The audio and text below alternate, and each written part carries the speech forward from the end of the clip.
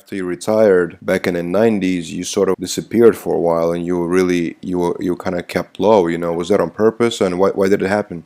I've always been pretty low key anyway. Even when I was, on the front of all the magazines, and I was Mr. Olympia, I kind of like to have my own space.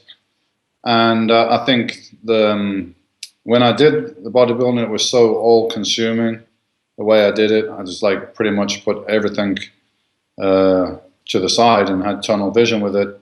So that when that whole thing was over, I needed some kind of time to adjust and really find out who I was outside of that, So I had to step away a little bit and, do some other things and live life. And outside of that very restricted kind of lifestyle that I was living when I was an athlete, Who was the one guy that you always looked out for, possibly coming after you? There were a lot of guys there that were very good during that era. I think it was the era of had the most talent, and the depth of that talent as well kind of came together in the 90s. I mean, you had Flex Wheeler, who was phenomenal, and probably I felt that he could have probably he'd probably reached his potential, at least when I was competing. He had a car accident in '94, and he wasn't known to be the most disciplined guy on the circuit. So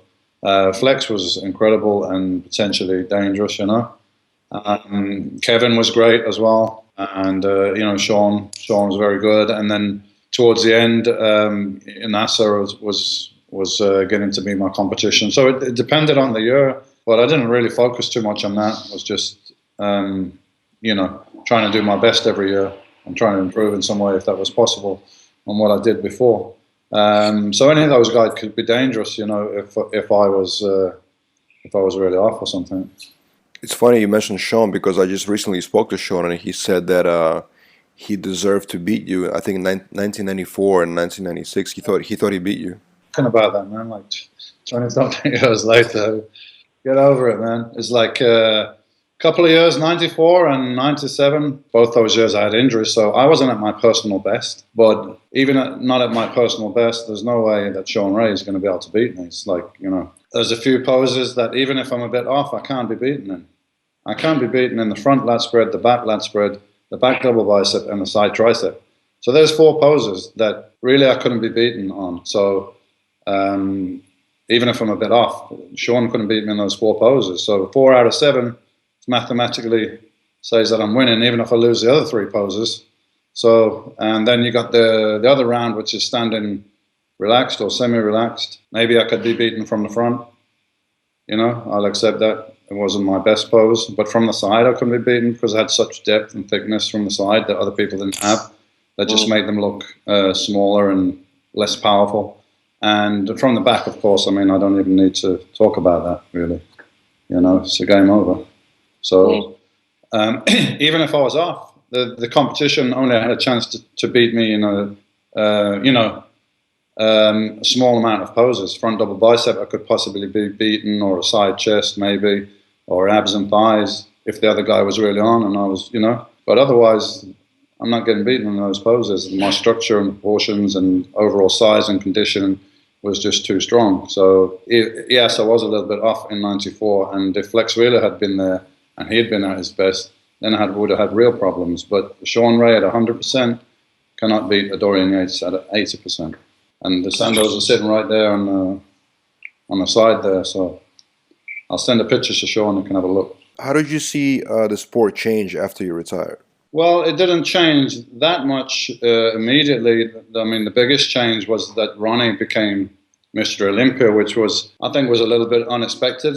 But I always recognized Ronnie's potential, and definitely he was getting noticeable in '96, '97. Bodybuilding is my thing that I did, and I studied, and I've had every magazine, I've had every book, I've had every DVD, and I was like a fan all the time. And it's something that I study, and I know very well, and I can see potential. And I knew that Ronnie had more to give, more potential. Whether he would achieve it or not, that's another matter. A lot of people don't, but he did. He got his act together, and that was a big surprise, really, for everybody. Was probably thinking that Flex would take it, being that I'd retired and I wasn't there he would be the favourite, I guess. And it was a bit of a shock that Ronnie won, and probably, I think rightly so. He looked great. And, Ronnie brought in what I built on, really. He was even bigger and heavier on stage. And the first few years in very good condition. Of course, the later years he wasn't as good, and at a heavier body weight he wasn't looking so good. I think he'd admit that himself. So, Ronnie was maybe a step up, if you like. But after that, then I think the sport and the quality of the athletes and so on has declined for various reasons. What do you think is the main reason why it declined? It's almost like I believe bodybuilding almost reached critical mass with myself and Ronnie. And, everybody was then trying to aspire to that, huge muscle mass because, I won 6 Mr. Olympias, Ronnie won 8. And, we were pretty much the biggest guys on stage, in proportion and in shape and everything. So we set the bar very high, but not many people can do that or are able to do that. So people were trying to just, come in big and come in at certain body weights and so on, and the whole quality was gone down. And for me, the whole spirit of the sport has kind of gone down. There was a time when guys would really pride themselves on the workout in the gym and how much they could squat and bench and all this kind of stuff. It just really seems to have been gone now. Guys are just really interested in the cosmetic result and the appearance rather than taking some passion in the process that it needs to get there,